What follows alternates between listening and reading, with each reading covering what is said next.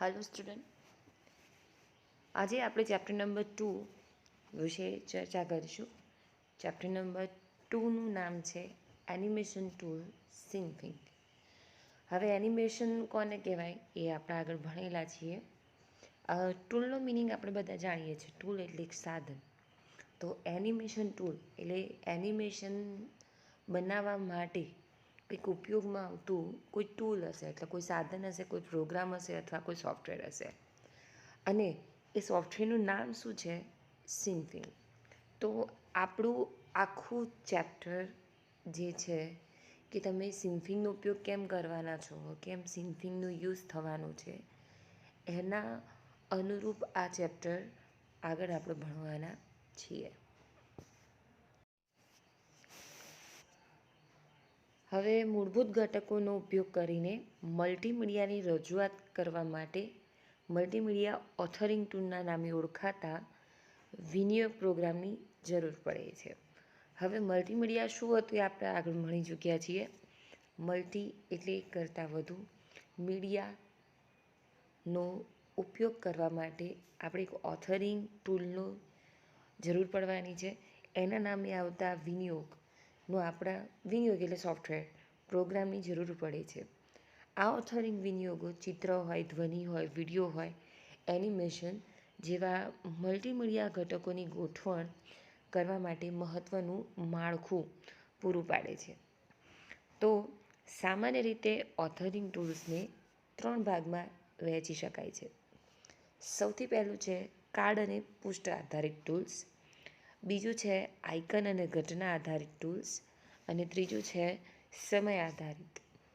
તો જે મલ્ટીમીડિયા માટેના ઓથરિંગ ટૂલ્સ છે એને 3 વિભાગમાં વહેંચવામાં આવ્યા છે। પહેલું છે કાર્ડ અને પૃષ્ઠ આધારિત ટૂલ્સ, બીજું છે આઇકન અને ઘટના આધારિત ટૂલ્સ, ત્રીજું છે સમય આધારિત ટૂલ્સ।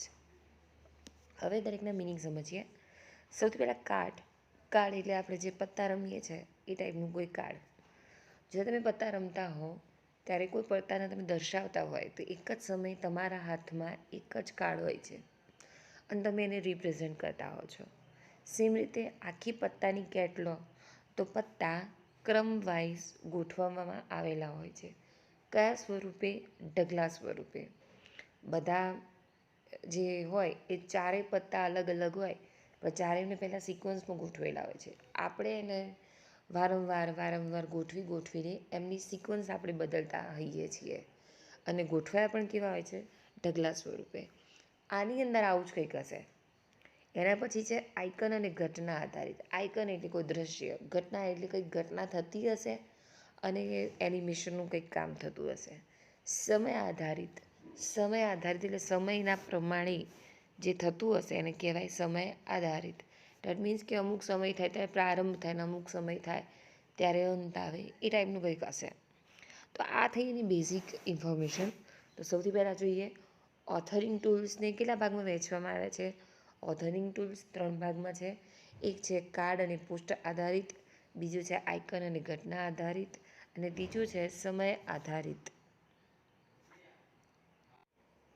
તો એનો પહેલો પ્રકાર જોઈએ। પહેલો પ્રકાર છે કાર્ડ કે પૃષ્ઠ આધારિત ટૂલ્સ। હવે મેં તમને કીધું પ્રમાણે કાર્ડ કે પૃષ્ઠ આધારિત ટૂલમાં ઘટકોને પુસ્તકના પાના સ્વરૂપે કે કાર્ડના ઢગલા સ્વરૂપે ગોઠવવામાં આવે છે। ઓથરિંગ ટૂલ આ પાનાની શ્રેણીમાં ગોઠવે છે। મેં તમને પહેલાં જ કીધું કે આપણે પત્તાની કેટ હોય એને સિક્વન્સમાં જ ગોઠવેલી હોય, કેવા સ્વરૂપે? તો ઢગલા સ્વરૂપે, અને દરેક પાનાને સિક્વન્સમાં એટલે શ્રેણીમાં ગોઠવે છે।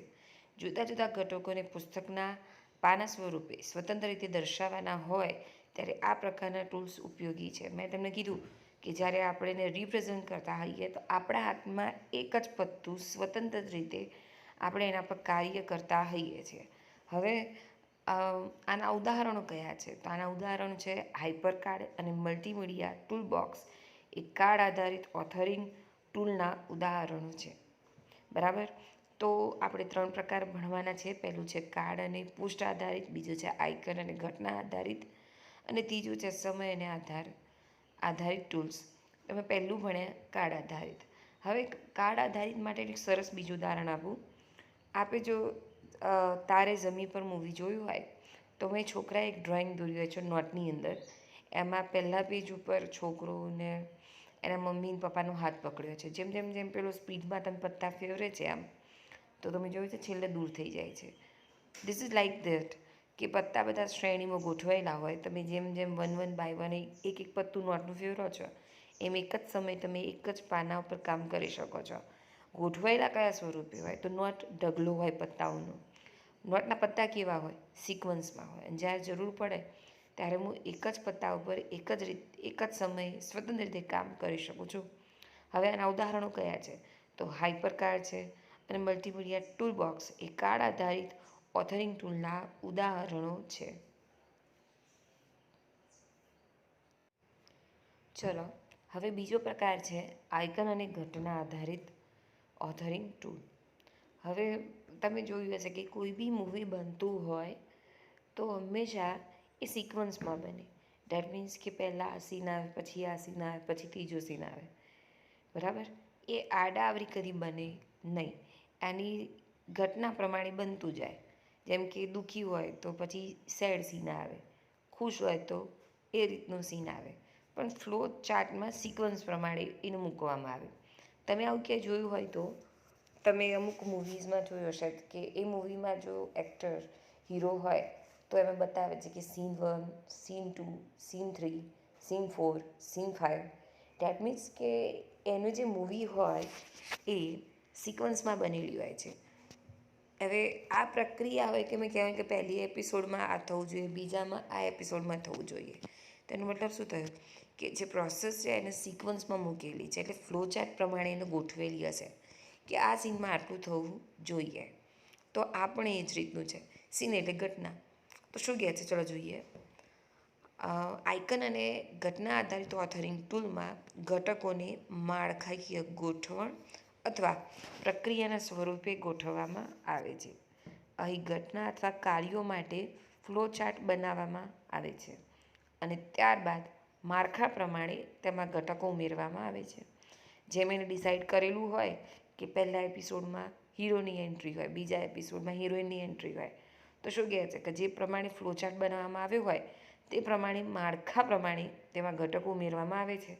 આઇકન અને ઘટના આધારિત ઓથરિંગ ટૂલ્સમાં ઓથરવેર અને આઇકન ઓથર જેવા સોફ્ટવેરનો સમાવેશ કરવામાં આવે છે. કાર્ડ આધારિતમાં શું હતું? તો કાર્ડ હોય, ઢગલા સ્વરૂપે હોય, ક્રમમાં હોય અને એક જ સમયે એક જ ઉપર તમે કાર્ય કરી શકો છો. જ્યારે આઇકનમાં શું હોય?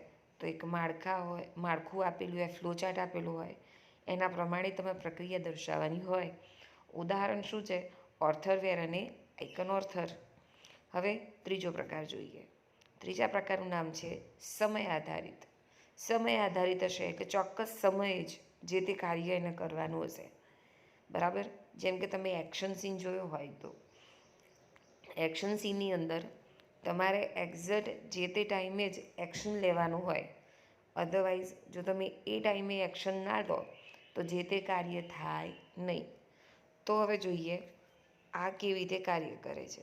તો સમય આધારિત ઓથરિંગ ટૂલમાં ઘટકોને સમયરેખા એટલે ટાઈમલાઈન દ્વારા ગોઠવવામાં આવે છે.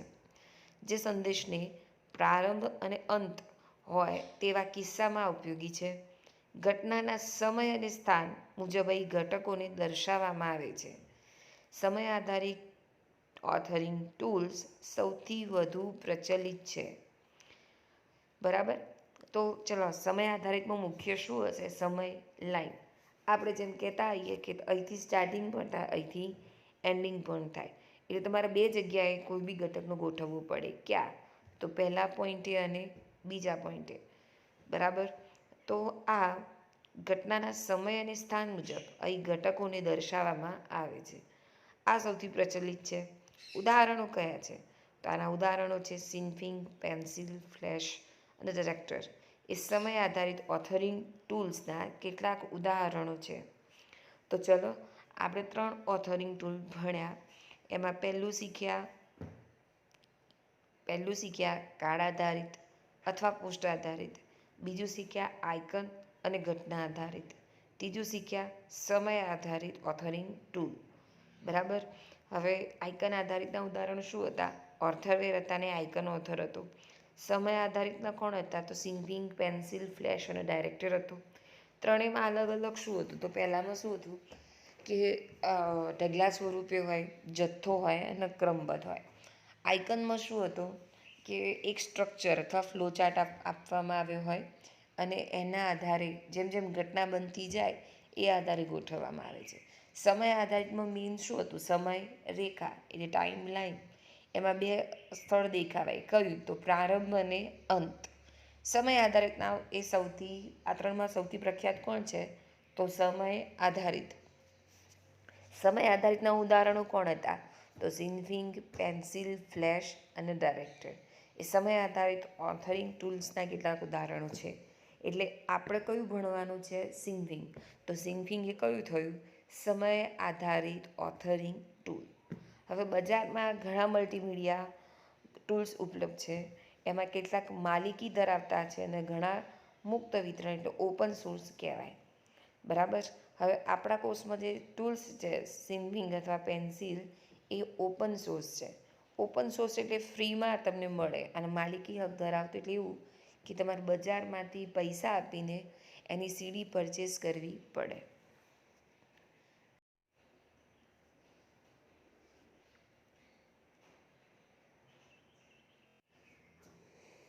એમાં આપણે મેઇન શીખવાના હતા. એકનું નામ છે પેન્સિલ. હવે નામ એવા ગુણ. પેન્સિલ એટલે એવું તો નહીં કે સામે પેન્સિલ પડી રહી હોય અને ઓટોમેટિક ડ્રોઈંગ થાય કે તમે આમ માઉસની મદદથી દોરી શકો છો. ના, પેન્સિલની કલ્પના કરીએ તો એ આપણા હાથમાં રહે પેન્સિલ, અને આપણે જે કંઈ બી ડ્રોઈંગ કરી શકીએ છીએ તો એની મદદથી તમે બનાવી શકો છો. તમારો હાથ કોન્સ્ટન્ટ એમાં ચાલુ રહેશે. તો તમે જોયું હશે કે પેન્સિલની મદદથી આપણે નાના હતા ત્યારે પદાર્થ ચિત્ર દોરતા હતા. તો આ ટાઈપના જે ડ્રોઈંગ હોય એ તમે આની અંદર દોરી શકો છો. ઓકે, તો ચલો હવે આપણા સિલેબસ પ્રમાણે જોઈએ.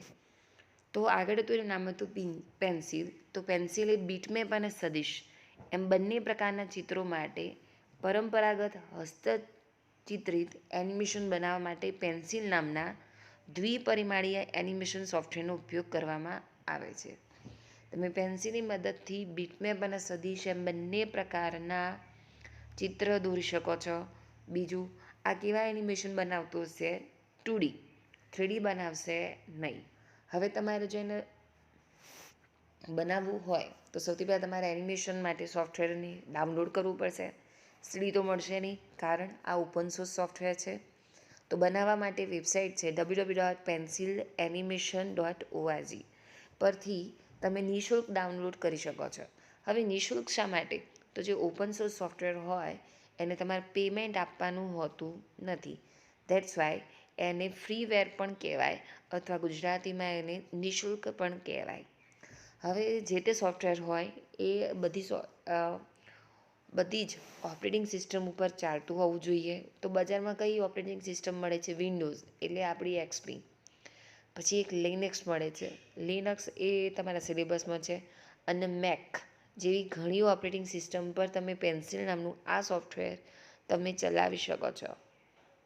હવે એના કાર્ય જે ક્ષેત્ર હોય એમાં એનિમેશન કે ચિત્ર બનાવવા માટેનું સોફ્ટવેર મળતું આવે છે. તમે પદાર્થ ચિત્રને બદલે મુક્ત હસ્તચિત્ર એટલે ફ્રી હેન્ડ ડ્રોઈંગમાં પારંગત હોય તેવી વ્યક્તિ પેન્સિલ એનિમેશન સોફ્ટવેર દ્વારા સારા એનિમેશન તૈયાર કરી શકે છે. મેં તમને કીધું એ પ્રમાણે જે લોકો પેન્સિલથી જે સારું ડ્રોઈંગ કરી શકતા હોય એ લોકો માટે આ સોફ્ટવેર સારું છે. જે લોકોને આટલું બધું ડેપ્થમાં ડ્રોઈંગ પેન્સિલથી સારું ના આવડતું હોય તો એમના માટે, આપણા જેવા માટે સિન્કિંગ ઉપયોગી છે. ચલો જોઈએ આ કેવું દેખાય છે. તો અહીંયા જોવા તમને પેન્સિલ સોફ્ટવેરની સ્ક્રીન આપેલી છે. વચ્ચે જે સફેદ ભાગ દેખાય છે એ એનું કાર્યક્ષેત્ર કહેવાય. બાજુમાં તમને કલર પેલેટ આપી છે કે તમે અંદર કલર દોરી શકો છો. જમણી બાજુ, ડાબી બાજુ જો બધા ટૂલ્સ આપ્યા છે. પેન્સિલ, બ્રશ, આઈ ડ્રોપ, પછી કલર પૂરી શકો, ઇરેઝર કરી શકો છો તે રીતે. નીચે જો બધા રૂલર આપેલી છે. રૂલર એટલે માપપટ્ટી કહેવાય કે તમારા આ માપથી જે કંઈ આકાર દોરવો હોય તો તમે એની મદદથી દોરી શકો છો. તો આ સ્ક્રીન તમને પેન્સિલ સોફ્ટવેરની જોવા મળે છે. તો આજે તમે શું શીખ્યા? તો આજે આપણે ચેપ્ટર નંબર 2 સ્ટાર્ટ કર્યું, એનિમેશન ટૂલ. આપણે ભણવાના છીએ સિન્ફિંગ. એમાં આપણે શીખ્યા એનિમેશન ઓથરિંગ ટૂલ કેટલા છે? તો 3.